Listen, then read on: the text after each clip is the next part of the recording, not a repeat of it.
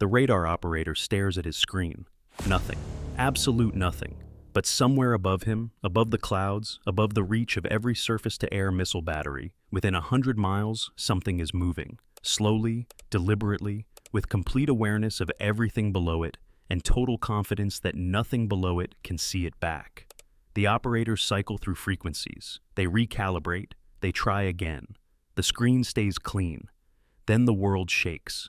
Not a single warning, not a radar ping, not a radio intercept, just a flash on the horizon and the low delayed rumble of something that has already come and gone.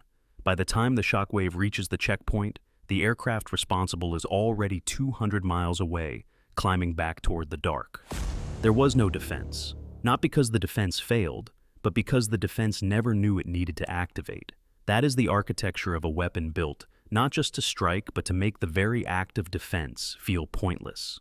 And the name of that weapon has been whispered in defense ministries from Beijing to Moscow for over 3 decades. For most of the Cold War, the logic of air power was simple. If you wanted to destroy something, you sent a large formation. Dozens of aircraft staggered altitudes, jamming planes at the edges, fighter escorts weaving above. You overwhelmed the defense with numbers. You accepted losses as math. Some planes wouldn't come back. The mission would succeed anyway because enough would get through. That logic worked, until it didn't. Before we go further, I'm curious about something. Where are you watching from right now? Are you watching from the United States, Canada, Australia, or somewhere else in the world? I always enjoy seeing where people are watching from. Now let's go back to the discussion. By the late 1970s, the Soviet Union had built a layered air defense network that represented the most sophisticated anti-aircraft architecture in human history. It was not just missiles. It was overlapping radar coverage networked command centers, dedicated interceptor regiments, and surface-to-air batteries positioned in depth, not just along borders, but hundreds of miles inside contested territory. Any aircraft attempting a conventional strike would be detected early, tracked continuously, and engaged at multiple points before it ever reached its target. American war planners ran the numbers. The results were sobering. Against a fully activated Soviet integrated air defense, conventional strike packages would face catastrophic attrition. The assets required to suppress enemy air defenses were themselves vulnerable. You would be trading aircraft for radar sites. And losing. The existing answers weren't good enough. Standoff missiles had range limitations and could be defeated. Electronic jamming was effective, but not invisible. Low-altitude penetration worked against some systems, but not all, and it burned fuel and reduced payload. Every approach involved risk exposure and the fundamental assumption that the enemy would see you coming and try to kill you before you arrived. The question American planners began asking in the late 1970s was radical in its simplicity. What if the enemy couldn't see you at all? Not from far away, not briefly, not with degraded confidence. What if an aircraft existed that a radar simply could not find regardless of the technology doing the searching? That question became a program. That program became a machine. And that machine changed the calculation of modern warfare permanently. It doesn't look like a fighter. It doesn't look like a bomber. It barely looks like an aircraft. The B-2 Spirit resembles a shape from a geometry proof. A flying wing, smooth and continuous, with no vertical tail surfaces, no sharp angles pointing skyward, no protruding engine nacelles or weapons bays visible from the outside. From the front, it looks almost two-dimensional. From below, it is a single curved shadow against the sky. That shape is not aesthetic. Every curve is a mathematical argument against radar detection. Radar works by emitting energy and waiting for that energy to bounce back. Conventional aircraft have corners, edges, cavities, and surfaces that scatter radar energy in all directions, including straight back toward the emitter. The B-2's geometry is designed to deflect radar energy away from its source, scattering it into the sky rather than reflecting it home. The aircraft's surface materials absorb what little energy remains. The result is a radar cross-section described by defense analysts as roughly equivalent to a large bird. Not a small aircraft, not a reduced signature, a bird. But stealth is only part of the story. What makes this aircraft strategically transformative is what it carries and how far it can go to deliver it. The B-2 has a range exceeding 6,000 miles without refueling.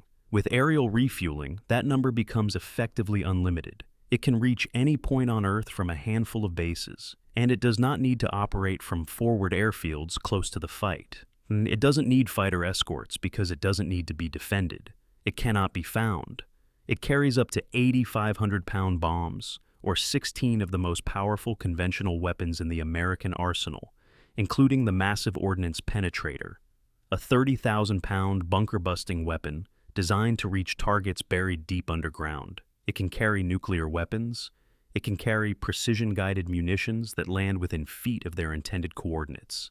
It takes off from Missouri. It strikes anywhere on Earth. It returns home. No other aircraft in the world can make that sentence. Consider a scenario that defense planners have gamed for decades. A hostile state has buried its command infrastructure, not in a hardened bunker near the surface, underground, beneath layers of reinforced concrete and earth, in a facility designed specifically to survive conventional air attack. The leadership believes it is untouchable. It has invested in layered air defense to prevent aircraft from even approaching. It has built its deterrent strategy around the assumption that any strike on its soil would cost the attacker dearly enough to make the attempt irrational. That assumption is built on the premise that an attacker can be detected, engaged, and attrited. When a mission is assigned to the B-2, the sequence looks different from anything the adversary has planned for. 2 aircraft, just 2, depart from Whiteman Air Force Base in Missouri in the early hours of the morning. They climb to altitude and proceed toward their targets on a direct routing that crosses international airspace. They approach the target country's borders. They cross them. The integrated air defense network, radar stations, acquisition radars, tracking systems, sees nothing. The aircraft pass through the outer ring of coverage. They proceed toward the interior. Still nothing. The missiles in their silos remain cold. The interceptors on their runways remain on the ground. The commanders in their bunkers continue their routines. They have no reason to believe anything is happening. Then the weapons release. The aircraft are already turning away. The massive ordnance penetrators fall through the air, strike the earth, penetrate the ground, and detonate 60 feet below the surface. The facility ceases to exist. The aircraft are 200 miles away before the first damage assessment begins. No defense was attempted because no defense was triggered. The adversary didn't lose a contest. They didn't know a contest was happening. That is the psychological core of stealth. It is not just about surviving the attack run. It is about eliminating the very possibility of a response. When a military planner knows that an adversary can reach any target on their soil, from anywhere in the world, at any time, with no warning and no avenue for interception, it changes every calculation they make.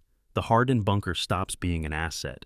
The buried command center stops being an insurance policy. Every structure that was designed to survive a visible attack becomes vulnerable to an attack that arrives without announcement.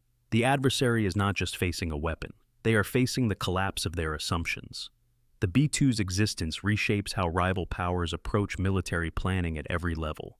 For nations that built their deterrent doctrine on survivability, the idea that even under attack, leadership and command infrastructure could survive to retaliate, the spirit introduces a fundamental problem. Survivability requires knowing the attack is coming. It requires time to disperse, to relocate, to activate secondary command nodes. Stealth-penetrating bombers eliminate that warning time entirely. This forced China and Russia to invest heavily in what defense analysts call low-frequency radar systems, older radar technologies that operate on wavelengths that interact differently with stealth geometry. These systems can detect that something is in the airspace. They struggle to achieve the targeting precision required to actually engage it. Knowing something is out there and being able to shoot it down are separated by a technical gap that has proven enormously difficult to close. It also accelerated investment in space-based tracking, infrared detection, and networked sensor fusion, all attempts to find a stealth aircraft not by bouncing radar off it, but by detecting its heat signature, its electronic emissions, or the atmospheric disturbance of its passage. Some of these approaches show marginal promise. None have demonstrated the ability to reliably detect and track a B-2 at operational altitude and range. The fleet is small, fewer than 20 operational aircraft. The cost of each aircraft is staggering.